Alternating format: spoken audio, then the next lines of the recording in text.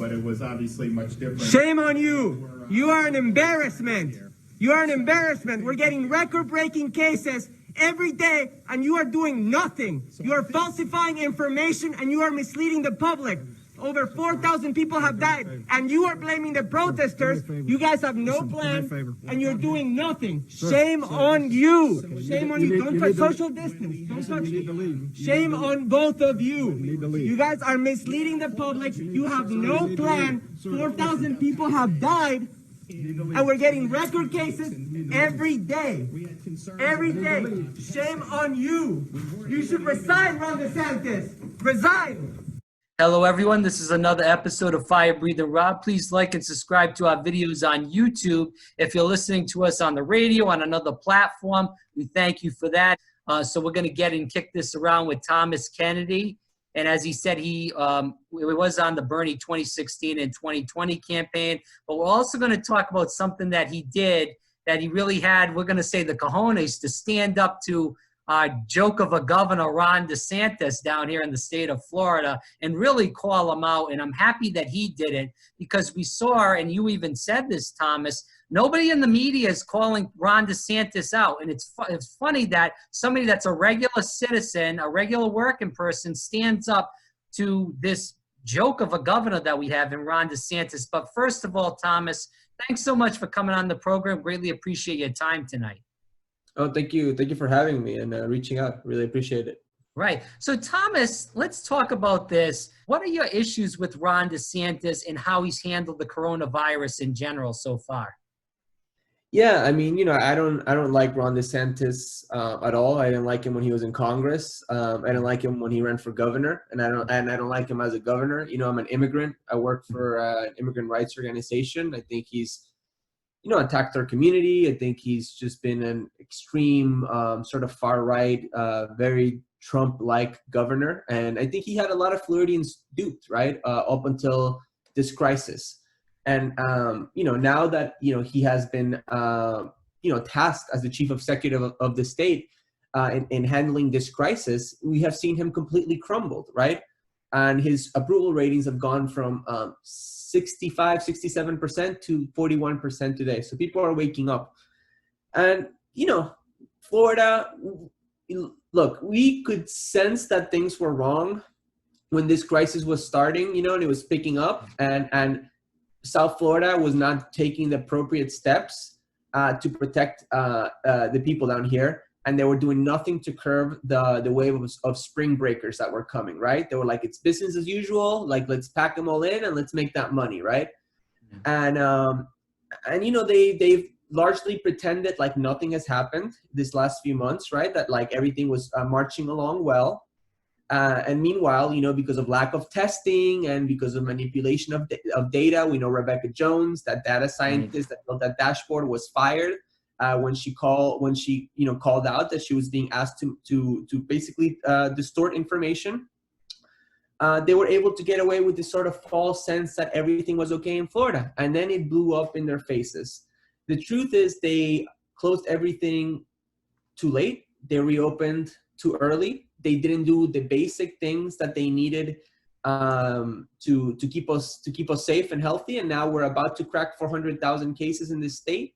And we are pushing past 5,600 deaths and counting. What made you want to go into that press conference and listen to what the governor had to say and actually call him out? Like I said, that has to take a lot of balls, we'll just say, to call out somebody that's so high up, especially with the security. They were trying to push you around. They talk about social distancing, and I know you brought that up because I watched the video a couple of times, and you were saying social distancing, but meanwhile, they're right up on top of you. So first, just tell the viewers what made you want to go to the press conference and what happened at the press conference. Yeah, I mean, in addition to everything I just outlined, in terms of what I think has been a disastrous response, I just feel like the governor, specifically when it relates to these press conferences, he uses them to paint an alternative reality, alternative facts, as they say, on what the situation really is, right? Like, we've known that they've been manipulating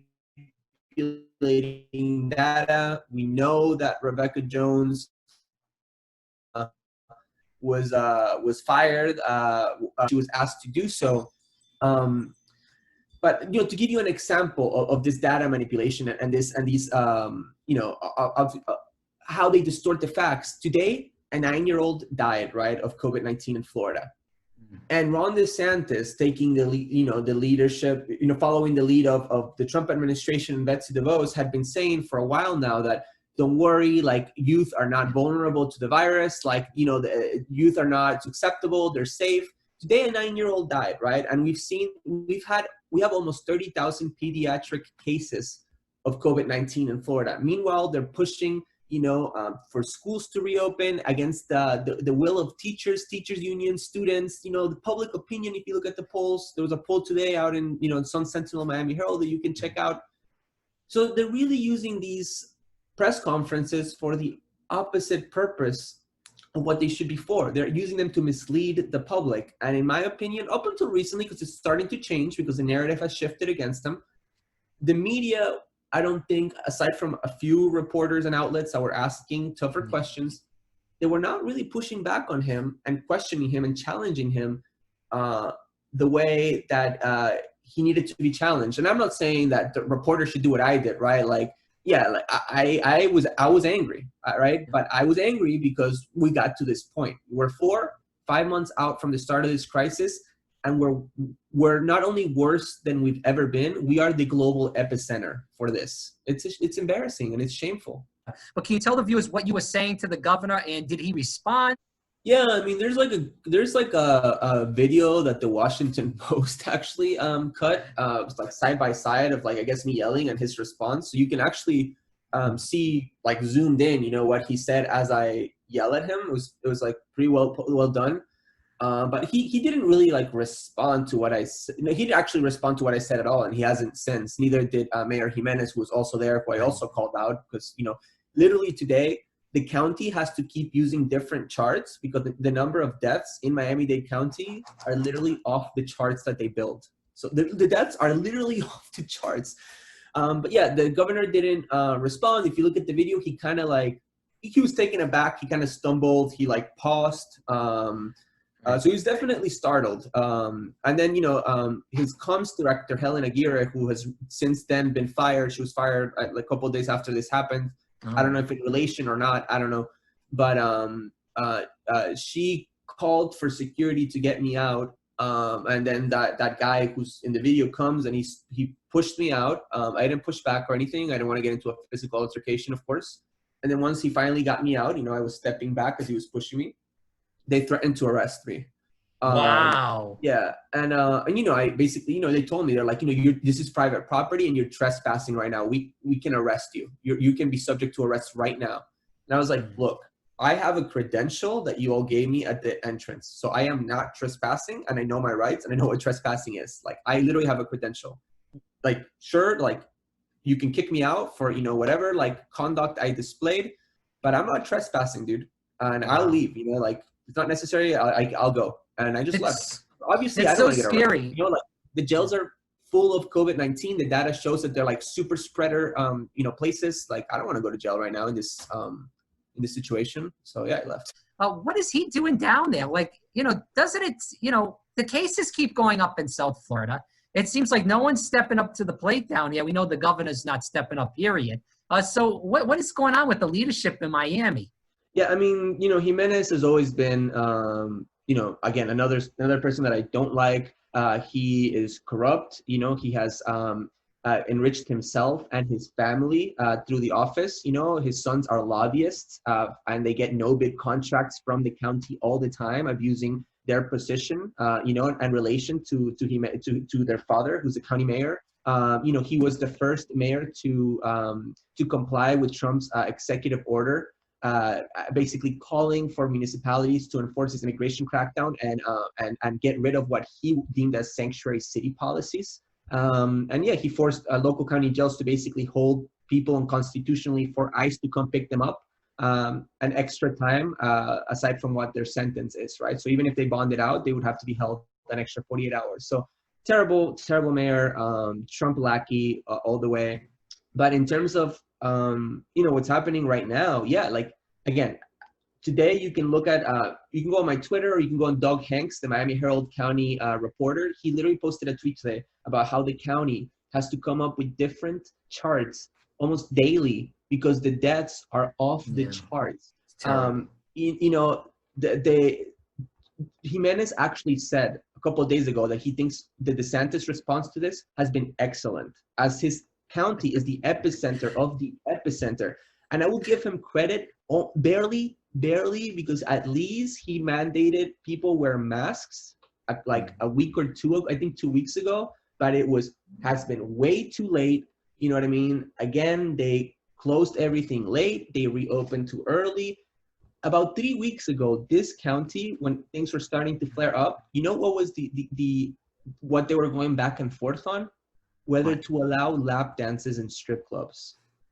Like, it's ridiculous. Yeah. The level of incompetence and mismanagement and lack of communication between, you know, county agencies, municipalities, like, just insane. If you were able to talk to Ron DeSantis one-on-one, what would you say to them?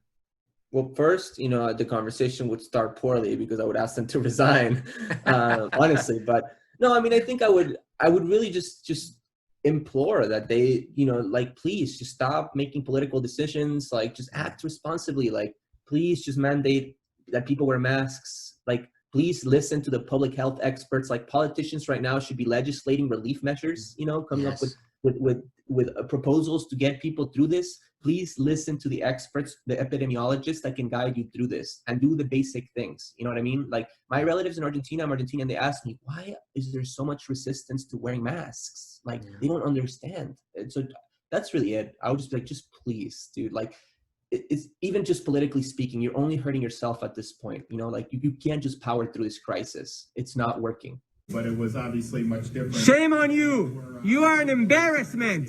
You are an embarrassment. We're getting record-breaking cases every day, and you are doing nothing. You are falsifying information, and you are misleading the public. Over 4,000 people have died, and you are blaming the protesters. You guys have no plan, and you're doing nothing. Shame on you. Shame on you. Don't touch social distance. Don't touch me. Shame on both of you. You guys are misleading the public. You have no plan. 4,000 people have died, and we're getting record cases every day. Every day. Shame on you. You should resign, Ron DeSantis. Resign.